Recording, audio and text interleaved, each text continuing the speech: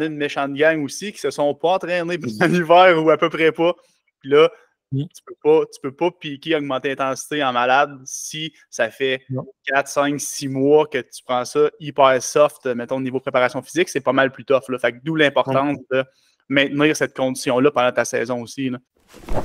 Avec le Perfo Elite Podcast, vous allez passer de la préparation à l'évaluation, au suivi, jusqu'à l'entraînement. Nous allons parler de récupération, de mindset, d'habileté individuelle, de posturologie et de nutrition. Tout ça pour vous faire progresser et performer immédiatement. Rien n'est laissé au hasard. Bienvenue au Perfo Elite Podcast. What's up tout le monde, bienvenue à l'épisode numéro 33 du Perfo Elite Podcast. Donc aujourd'hui, on va vous jaser de comment bien piquer pour vos playoffs. Ça peut être aussi valide pour vos tournois. Donc, commencer rapidement par un peu la définition de peaking. Qu'est-ce que c'est peaker? En français québécois ou francophone français, peu importe, c'est de l'affûtage. Donc, ce que ça veut dire, tout simplement, rapidement, c'est que tu veux être au top de ta forme physique, mentale et tout ça à un certain point donné. Donc, c'est tout ce que tu t'entraînes pour, c'est s'assurer que tu sois au top à un moment précis. En résumé, c'est pas mal ça, à moins que tu aies une définition en plus style Matt Larousse ou dictionnaire autre. Je pense que tu as très bien résumé ça, là, le terme. Si tu veux vraiment être à ton, je vais redire, pic de performance à une date ou un moment bien précis. C'est un peu le même principe qu'on va faire dans une fin de off-season, par exemple. Là, tu veux piquer pour que quand tu arrives à ton camp d'entraînement, tu sois au maximum de tes capacités physiques. Fait que c'est un peu, en quelque sorte, un peu un transfert d'un sens de qu'est-ce qu'on a gagné à l'optimiser. Fait que tu vas être, on va dire le mot que pique, mais mettons, à ton prime. Tu veux être à ton prime à un certain moment donné. Donc, il n'y a pas un prime dans ton développement overall de l'athlète, mais à un certain moment précis, tu veux être à ton prime. Donc ça fait le tour du podcast. Non, c'est vrai. Donc, en gros, c'est ce que c'est piquer. Donc, maintenant, comment piquer, comment être à son prime avant, pour tes playoffs, pour tes tournois, pour les moments importants. Matt, donne-moi un point, selon toi, le plus important qu'on doit faire pour être capable de piquer. Ouais. Ben écoute, qui dit pique, qui dit slash affûtage, se dit tu veux être, oui, à ton top physiquement, tu veux être aussi, ce qui va avec ça, c'est être reposé. Ce qui est quand même difficile à être quand on est à ce stade-ci de la saison. Fait que ça, c'est une énorme partie d'une bonne phase de peaking. Je peux dire, si on y va très, très, très théorique, ben, tu veux, nous, notre job, ça va être de diminuer le volume d'entraînement. Si je peux, mettons, préciser, exemple, une fin d'off-season ou avant les playoffs, tu veux réduire ton stress provenant de l'entraînement, mais tu veux quand même garder ça hyper, hyper intense pour te garder sharp, allumé, puis que tu sois physiquement prêt à déployer beaucoup d'intensité sur la patinoire aussi. Là. Fait que moi, ça serait vraiment, tu sais, si c'est plate, là, c'est tellement pas sexy, là, mais il faut que tu sois reposé. Fait que repose-toi. Tu sais, ça fait partie de mon point. Là, je vais vendre la magie, là, mais là, quand on enregistre ce podcast-ci, on est dans la semaine de relâche pour bien des jeunes. Ça va être la semaine prochaine pour d'autres. Ce que j'ai dit à mes athlètes et à mes équipes, va pas te setuper 3-4 skills dans ta semaine de relâche, va pas te setuper 3-4 préparations physiques. Prends le temps, prends cette période-là pour quand tu vas revenir après ta semaine de relâche, ben, que tu sois prêt à rentrer de l'intensité puis finir ça en force. On le dit tellement souvent, mais si tu veux progresser, il faut que ton corps s'adapte à quelque chose. Puis si tu veux que ton corps s'adapte à quelque chose, ben, il y a besoin de se reposer. Fait que selon moi, c'est là la grosse partie la plus importante. Tu dois faire une grosse job de récupération avant ton pic puis dans ton pic. J'avais demandé un point, tu en as donné comme 3, mais c'est un gros point. C'est un gros point, mais c'est un des plus importants, effectivement, parce que sinon, même le plus, puis tu sais, ce que j'allais juste rajouter, moi, c'est que si tu n'as pas suivi, tracké, monitoré ta récupération tout au long de ta saison, tu ne l'as pas optimisé, ben, je te dis bonne chance pour la fin de saison pour performer. Je te dis bonne chance, puis je vous le souhaite de ne pas vous blesser. Parce que ça a des répercussions immenses sur ça. Les matchs, les tournois, c'est condensé. Tout le monde, normalement, dans un tournoi, tout le monde veut gagner, normalement. Mais le niveau d'intensité, le niveau de désir, peu importe, est toujours quand même moins grand qu'un tournoi de série, que des playoffs, qu'un tournoi provincial, par exemple. C'est inévitable. Il y a des tournois qui vont être plus haut en émotion, en intensité, parce que ça soit plus prestigieux ou plus important, même s'ils sont tous importants, mais vous comprenez le principe que le petit tournoi de début de saison, tournoi Manfred Magog, peu importe, là, je ne sais pas s'il existe, là, mais qu'il y a 4 équipes dans le tournoi versus le tournoi de la Ligue, les provinciaux, le championnat québécois, championnat provincial.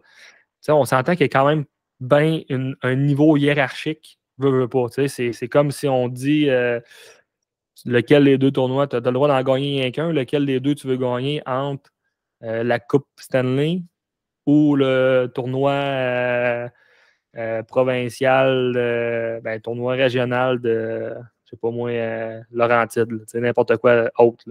Il y a comme un niveau hiérarchique d'importance, de signification aussi. Fait que, bon, je ne sais pas pourquoi je suis parti sur cette ballonne-là, mais... Mais parlant de cette ballonne-là, c'est la même chose aussi, la sorte que ton petit tournoi au mois de novembre, tu sors de ton off-season, ta saison commence, t'es fresh, t'es top shape, tu performes, ça va bien. Là, tu as ta saison complète dans le corps, tu as des petits bobos, tu as mal là, tu as mal là, tu as mal là. Puis il y en a une méchante gang aussi qui se sont pas entraînés pendant l'hiver ou à peu près pas. Puis là, tu peux pas piquer, augmenter l'intensité en malade si ça fait 4, 5, 6 mois que tu prends ça hyper soft, mettons, au niveau préparation physique, c'est pas mal plus tough. Là. Fait que d'où l'importance de maintenir cette condition-là pendant ta saison aussi. Là. C'est ça. Donc, tu sais, ça, c'est un autre bon point par rapport à ça. Puis, pour continuer sur ce ballon-là, tu sais que justement, j'ai posé la question à tous les entraîneurs que je collabore avec eux. Donnez-moi sur une échelle de 1 à 10 le niveau d'importance de vos tournois. Puis il n'y en a pas un. Il n'y en a pas un qui me dit que le tournoi des playoffs ou le provincial, c'est pas un 10 sur 10. Ils m'ont tous dit que c'était du 10 sur 10, puis les autres, ils m'ont tous mis 9, 8 environ. Donc, même, eux, c'est comme ça fonctionne. Fait que, le désir de vouloir le gagner va être énormément plus grand, ce qui va faire que tout le monde va avoir une intensité plus élevée, ce qui va faire que si tu piques mal, tu récupères mal, tu ne pourras pas piquer, puis tes chances de blessure vont être plus grandes parce que le jeu va être tout plus intense, de 1, mais de 2, c'est que tes performances vont être moins grandes également parce que tu as tellement négligé le reste de ta saison que là, la fatigue, tu vas commencer à sentir. Donc, s'il vous plaît, peut-être qu'il est trop tard, mais ça sort, mais quand tu as des semaines de relâche, tu as des semaines off dans le milieu de ta saison ou avant des gros blitz qui s'en viennent, c'est pas le temps d'essayer de justement aller taper des skills et d'essayer de devenir meilleur. Malheureusement, c'est pas en 1 semaine, en 2 jours, en 3 sessions que tu vas tout d'un coup être capable de être plus vite sur la glace, avoir des meilleurs edges. C'est plate, mais ça demande beaucoup plus de temps pratique que ça pour avoir des impacts considérables. Donc, ton meilleur allié pour piquer, pour être prêt pour tes playoffs, c'est ta récupération. Ce que Matt a dit, c'est un super de bon point. Puis, moi, mon point, pour optimiser la récupération et tout ça, en termes d'entraînement, ce qui est important de faire, c'est justement, tu en as parlé, Matt, de réduire le volume d'entraînement. Donc, tu n'es pas nécessairement obligé de changer de programme d'exercice au complet parce que ça, c'est une autre chose. Que si tu changes tous tes exercices puis tu embarques dans des exercices soit nouveaux, ben là, ce qui va arriver, c'est que tu seras pas capable de performer dans ces mouvements-là, dans ces exercices-là, au moment que tu as besoin de performer. Parce que pour piquer, tu dois réduire ton volume, tu dois garder l'intensité haute ou l'augmenter selon où est-ce que tu étais juste avant.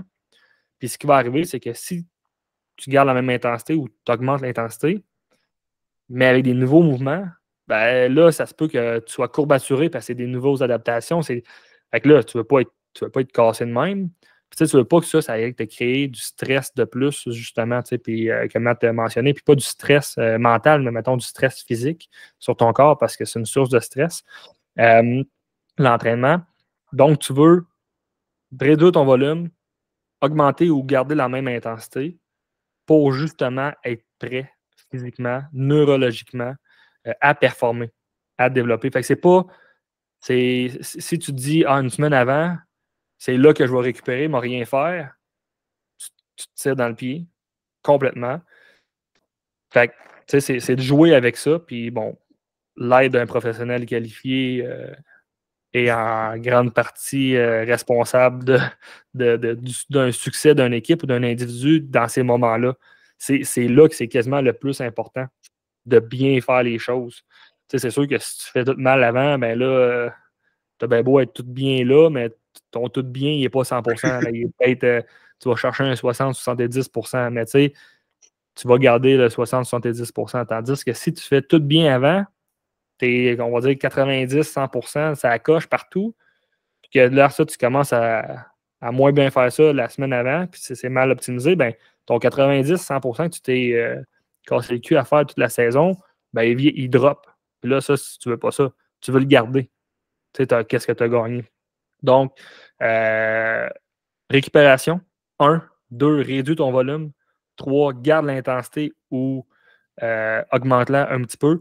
Mais surtout, si on est pour l'augmenter, garde les mêmes mouvements que tu connais, puis même les mêmes exercices tout simplement que tu avais au préalable. Fait que, par exemple, un nouveau programme, 4 mois, 4 semaines ou 5 semaines avant un tournoi, par exemple. Généralement, on change aux 3 semaines, 4 semaines un programme. Mais mettons qu'on se dit qu'on change le programme maintenant, puis les provinciaux sont dans 5 semaines. Mettons qu'il faut piquer dans 5 semaines.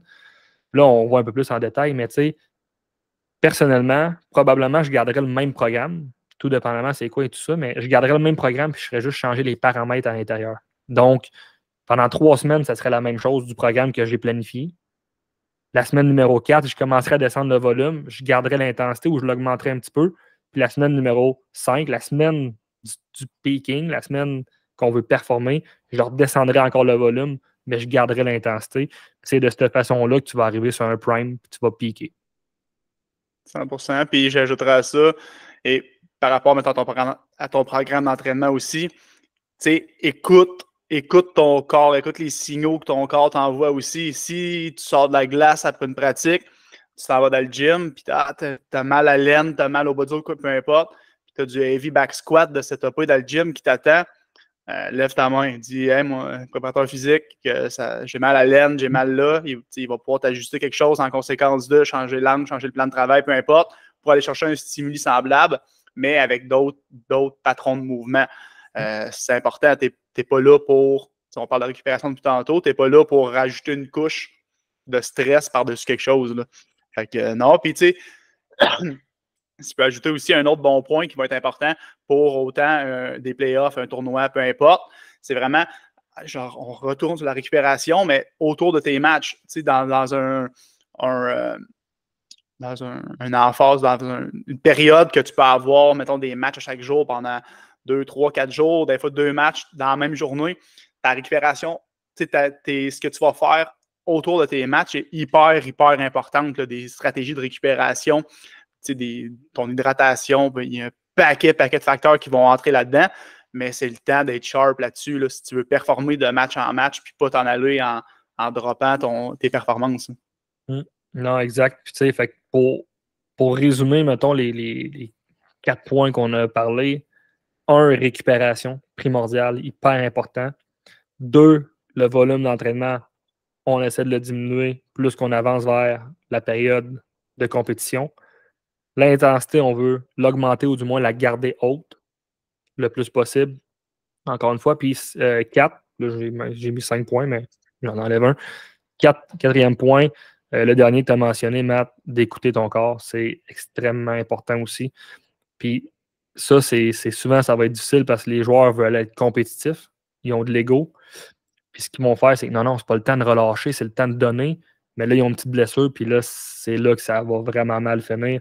Donc, c'est super important. On est qualifié, on est certifié, on est la personne ressource pour modifier ce qu'on a de planifié pour ajuster individuellement si jamais il y a lieu.